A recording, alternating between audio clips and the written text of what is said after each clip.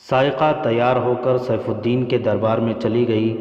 اسے باہر روک دیا گیا۔ سیف الدین صلاح الدین ایوبی نہیں تھا کہ ہر کسی کو ملنے کی کھلی اجازت تھی۔ سیف الدین تو بادشاہ تھا اور اس کے طور طریقے شاہانہ تھے۔ اسے شراب بھی پینی ہوتی تھی، حرم کے لیے بھی وقت نکالنا ہوتا تھا، رقص کی محفلیں بھی منعقد کرنی ہوتی تھیں، اور جو وقت بچتا تھا وہ اپنی بادشاہی کو سلطان ایوبی سے بچانے کے منصوبے بناتے صرف ہوتا تھا۔ اسے اپنی رعایا کا کوئی علم نہ تھا۔ حکومت کے نشی رعایا کو استعمال کیا کرتے تھے، ان کے نیک و بد کی انہیں کوئی پرواہ نہیں تھی۔ وہ رعایا کے پیٹ میں صرف اتنا سا اناج جانے دیتے جس سے رعایا صرف زندہ رہے اور ان کے آگے سجدہ ریز رہے۔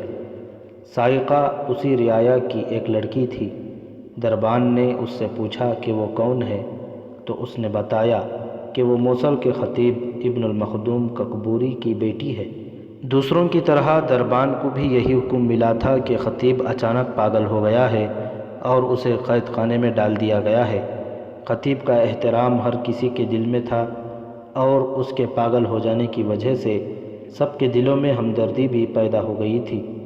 دربان نے کسی سے کہہ کے سیف الدین سے اجازت لے لی کہ سائقہ کو اس کے پاس بھیجا جائے۔ سائقہ جب سیف الدین کے سامنے گئی تو وہ اس لڑکی کی خوبصورتی دیکھ کر اچانک چونک پڑا۔ وہ لڑکیوں کا شکاری تھا۔ اس نے سائقہ کو دلچسپی سے اپنے پاس بٹھایا۔ وہ سمجھ گیا ہوگا کہ لڑکی اپنے باپ کی رہائی کی درخواست لے کر آئی ہے۔ سنو لڑکی، اس نے سائقہ کی بات سنے بغیر کہا، میں جانتا ہوں کہ تم یہاں کیوں آئی ہو، لیکن میں نے بہت مجبور ہو کر تمہارے باپ کو قید میں ڈالا ہے۔ اگر اسے 1-2 دنوں بعد ہی رہا کرنا ہوتا تو میں اسے گرفتار ہی نہ کرتا۔ میں اسے رہا نہیں کر سکوں گا۔ ان کا جرم کیا ہے؟ سائقہ نے پوچھا۔ غداری، سیف الدین نے جواب دیا۔ کیا انہوں نے آپ کے خلاف صلیبیوں کے حق میں غداری کی ہے؟ ریاست کا دشمن صلیبی ہو یا مسلمان، سیف الدین نے جواب دیا، اس کے ساتھ مل کر ریاست کو نقصان پہنچانا جرم ہے۔ کیا تمہارا باپ صلاح الدین ایوبی کا حامی نہیں تھا؟ مجھے کچھ علم نہیں، سائقہ نے جواب دیا۔ میرا خیال یہ ہے کہ صلاح الدین ایوبی کا حامی ہونا جرم نہیں۔ یہی بات تمہارا باپ بھی نہیں سمجھ سکتا، سیف الدین نے کہا۔ میں حیران ہوں کہ بہت سے لوگ صلاح الدین ایوبی کو فرشتہ سمجھتے ہیں۔ وہ عورت کے معاملے میں درندہ ہے۔ دمشق اور قاہرہ میں اس نے اپنا حرم تم جیسی سینکڑوں لڑکیوں سے بھر رکھا ہے۔ ایک لڑکی 3-4 مہینوں بعد اپنے سالاروں کے حوالے کر دیتا ہے۔ اس کی فوج جہاں حملہ کرتی ہے وہاں نہ مسلمان گھرانہ دیکھتی ہے نہ غیر مسلم، ہر گھر کو لوٹتی اور ہر لڑکی کو اپنے ساتھ لے جاتی ہے۔ تم جیسی حسین لڑکی اس سے کبھی محفوظ نہیں رہ سکتی۔ یہ میرا فرض ہے کہ تمہاری عزت کی حفاظت کروں، خواہ مجھے تمہیں اپنے گھر میں رکھنا پڑے۔ میری حفاظت خدا کرے گا، سائقہ نے کہا۔ میں صرف یہ التجا کرنے آئی ہوں کہ مجھے تھوڑی سی دیر کے لیے اپنے باپ سے ملنے کی اجازت دی جائے۔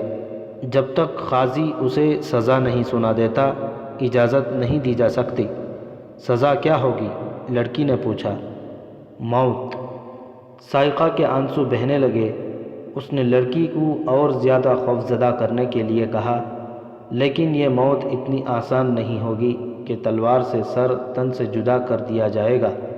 اسے آہستہ آہستہ اذیتیں دے دے کر مارا جائے گا۔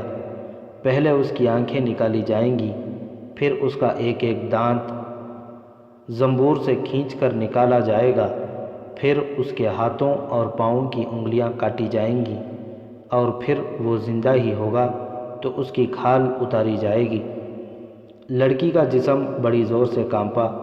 اس نے ہونٹ دانتوں میں دبا لیے اور اس کا رنگ پیلا پڑ گیا۔ اس نے لرزتی ہوئی آواز میں پوچھا، کیا آپ ان پر یہ رحم نہیں کر سکتے کہ ان کا سر تلوار سے کاٹ دیا جائے؟ اگر انہیں سزائے موت ہی دینی ہے تو 1 ثانیے میں انہیں ختم کیوں نہیں کر دیتے؟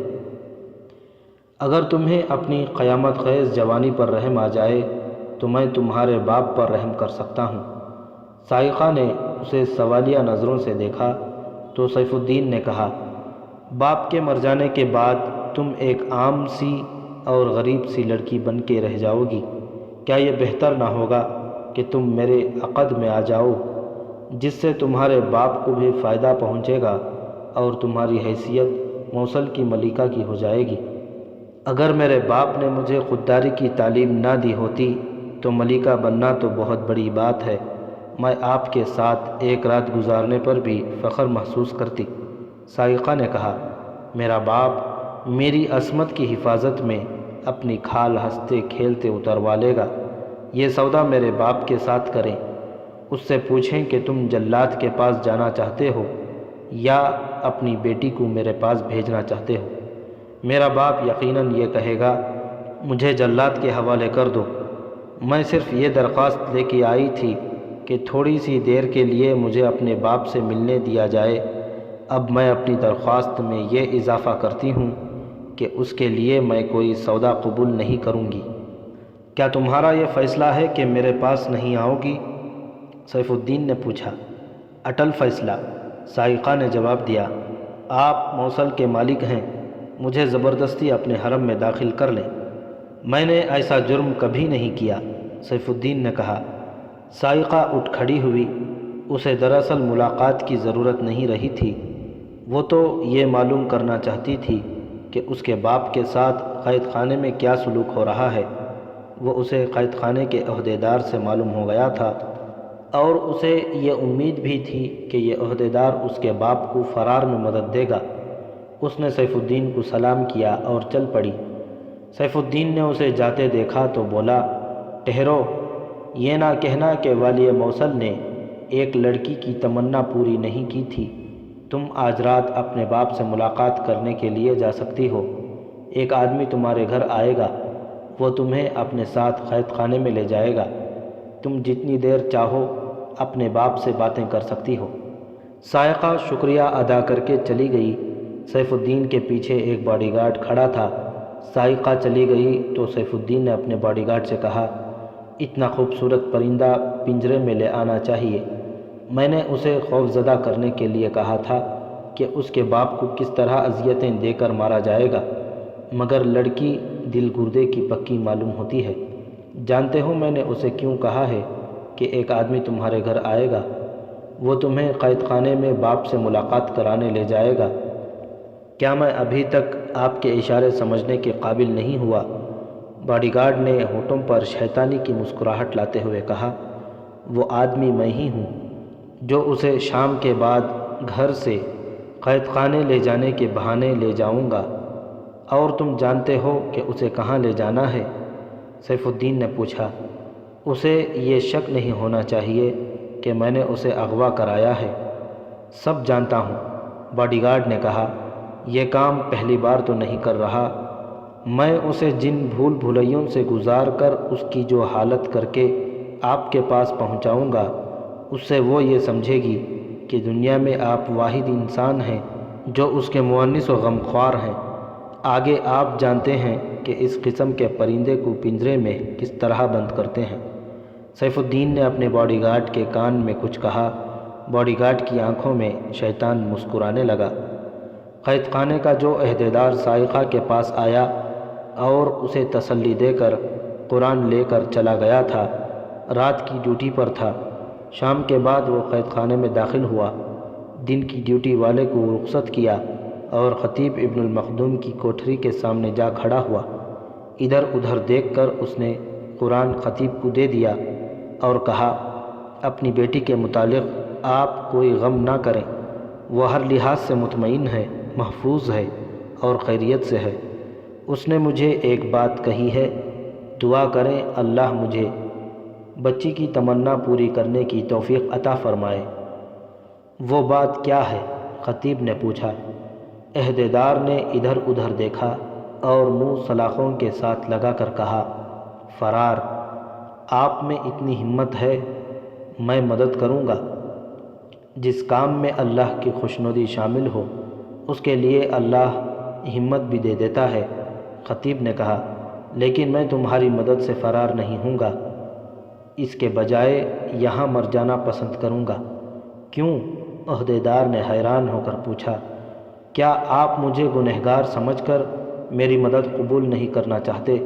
نہیں، خطیب نے جواب دیا، میں تمہاری مدد اس لیے قبول نہیں کرنا چاہتا کہ تم گنہگار نہیں ہو۔ میں تو تمہاری مدد سے یہاں سے نکل جاؤں گا، تم پیچھے رہ جاؤ گے اور پکڑے جاؤ گے۔ میرے جرم کی اور تمہاری نیکی کی سزا تمہیں ملے گی، جو بہت ہی بھیانک ہوگی۔ میں بھی آپ کے ساتھ ہی جاؤں گا، عہدیدار نے کہا۔ آپ کی کل رات کی باتوں نے یہاں سے میرا دل اچاٹ کر دیا ہے۔ میں صلاح الدین ایوبی کی فوج میں جا رہا ہوں۔ میں چونکہ قیدی نہیں، اس لیے آسانی سے فرار ہو سکتا ہوں، لیکن اب آپ کو ساتھ لے کے جاؤں گا۔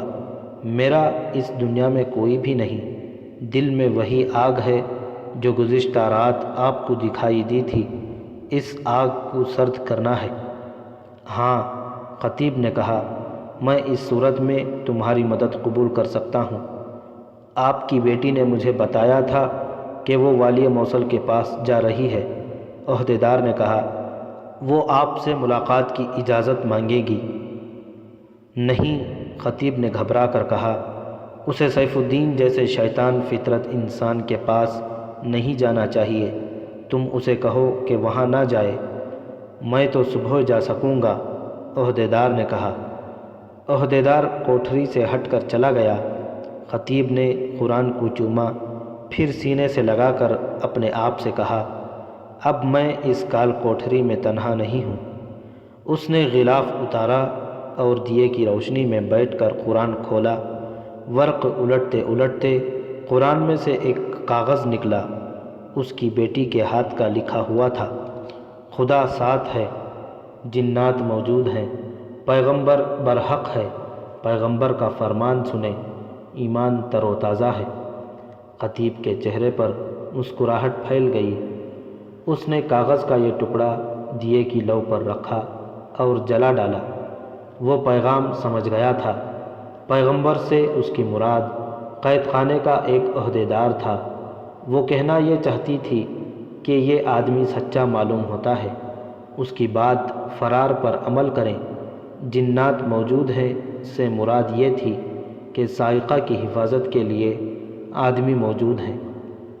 جس وقت خطیب یہ پیغام جلا رہا تھا، اس وقت اس کے گھر کا دروازے پر دستک ہوئی۔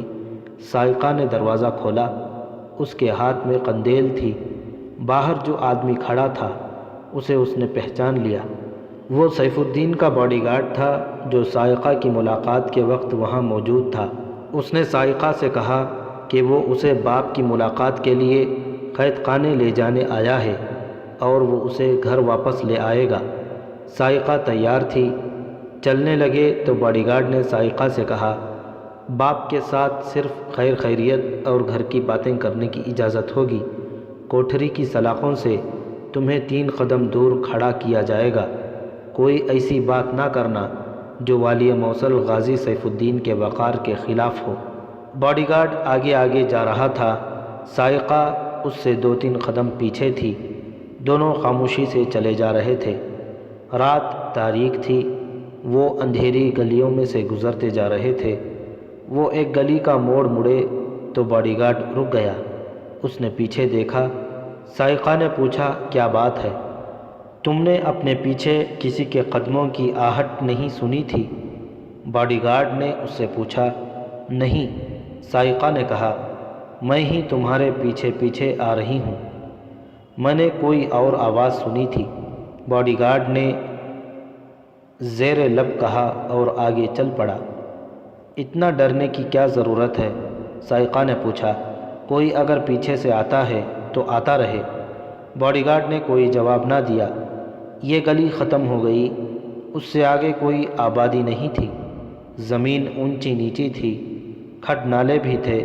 قید خانہ اسی طرف آبادی سے کچھ دور تھا۔ دونوں کھڈوں سے بچتے جا رہے تھے۔ وہاں جھاڑیاں اور درخت تھے۔ باڈی گارڈ ایک بار پھر رک گیا اور پیچھے کو دیکھا۔ اسے پیچھے آہٹ سنائی دی تھی۔ اس نے تلوار نکال لی اور پیچھے کو گیا۔ 2-3 جھاڑیوں کے ارد گرد گھوم کر دیکھا، وہاں کچھ بھی نہ تھا۔ اب تو تم نے پیچھے کسی کے پاؤں کی آواز سنی ہوگی، باڈی گارڈ نے سائقہ سے کہا۔ یہ آواز بڑی صاف تھی۔ سائقہ نے یہ آہٹ سنی تھی، لیکن اس نے جھوٹ بولا۔ کہنے لگی، تمہارے کان بجتے ہیں، اگر یہ کسی کی آہٹ تھی تو خرگوش یا کسی ایسے ہی جنگلی جانور کی ہوگی۔ تم ان آہٹوں سے کیوں ڈرتے ہو؟ میں تمہیں جو بات کہنے سے جھجکتا تھا وہ اب کہہ دیتا ہوں، باڈی گارڈ نے جواب دیا۔ تم بہت ہی خوبصورت اور جوان لڑکی ہو، تمہیں اپنی قیمت کا اندازہ نہیں۔ تمہیں کسی نے اغوا کر کے کسی امیر یا حاکم کے پاس بیچ ڈالا تو وہ مالا مال ہو جائے گا۔ تم میری ذمہ داری میں ہو، کسی نے تمہیں مجھ سے چھین لیا تو والی موصل میرا سر تن سے جدا کر دے گا۔ تم میرے ساتھ چلو، میرے پیچھے نہ رہو۔ سائقہ اس کے ساتھ ہو گئی۔ کچھ آگے جا کر پگ ڈنڈی شروع ہوتی تھی۔ وہ وہاں تک چلے گئے اور پگ ڈنڈی پر چلنے لگے۔ تھوڑا آگے اس پگ ڈنڈی سے ایک اور راستہ نکلتا تھا جو کسی اور طرف جاتا تھا۔ باڈی گارڈ سائقہ کو اس راستے پر لے گیا۔ چند ہی قدم آگے گئے ہوں گے کہ انہیں کسی کے دوڑتے قدموں کی صاف آواز سنائی دی، جو فوراً ہی خاموش ہو گئی۔ کوئی پیچھے سے دوڑتا آیا اور دائیں کو چلا گیا۔ باڈی گارڈ نے ایک سایہ ایک درخت کے پیچھے غائب ہوتا دیکھ لیا تھا۔ وہ تلوار سونت کر اس درخت کی طرف دوڑا۔ پیچھے اسے سائقہ کی گھٹی ہوئی چیخ سنائی دی۔ کسی نے سائقہ کے اوپر بوری کی طرح تھیلا ڈال دیا اور اس سے پہلے اس کے منہ میں کپڑا ٹھونس دیا تھا۔ باڈی گارڈ کو اندھیرے میں اتنا ہی نظر آیا کہ جہاں سائقہ اکیلی تھی وہاں 2 سائے اچھل کود رہے تھے۔ وہ اس کی طرف دوڑنے ہی لگا تھا کہ عقب سے کسی نے اسے بازوؤں میں جکڑ لیا۔ اس کے بھی منہ میں کپڑا ٹھونس دیا گیا اور اوپر سے بوری کی طرح کا تھیلا اس پر چڑھا دیا گیا۔ وہ تنومند جنگجو تھا، لیکن اسے جکڑنے والے تعداد میں زیادہ تھے اور وہ بھی طاقتور اور اپنے فن کے استاد تھے۔ ادھر سائقہ کو دہرا کر کے تھیلے میں ڈال کر تھیلے کا منہ بند کر دیا گیا، ادھر باڈی گارڈ کو اسی طرح تھیلے میں بند کر دیا گیا۔ انہیں پکڑنے والے انہیں اٹھا کر چل پڑے۔ آگے جا کر ایک ایک تھیلا پیٹھ پر اٹھا لیا۔ اندھیرے میں پاس سے گزرنے والوں کو بھی شک نہیں ہوتا تھا کہ 2 انسانوں کو اغوا کر کے لے جایا جا رہا ہے۔ وہ ایک اندھیری گلی میں چلے گئے اور کچھ دور جا کر ایک تنگ و تاریک مکان میں داخل ہو گئے۔ اندر جا کر وہ سائقہ کو ایک کمرے میں اور باڈی گارڈ کو دوسرے کمرے میں لے گئے۔ الگ الگ کمروں میں تھیلوں کے منہ کھول دیے گئے۔ سائقہ تھیلے سے نکلی تو اس کے منہ میں سے کپڑا نکال دیا گیا۔ کمرے میں دیا جل رہا تھا۔ سائقہ کو 2 آدمی کھڑے نظر آئے۔ اس نے غصے سے لرزتی ہوئی آواز میں کہا، تم نے یہ کیا طریقہ اختیار کیا ہے؟ محفوظ طریقہ یہی ہے۔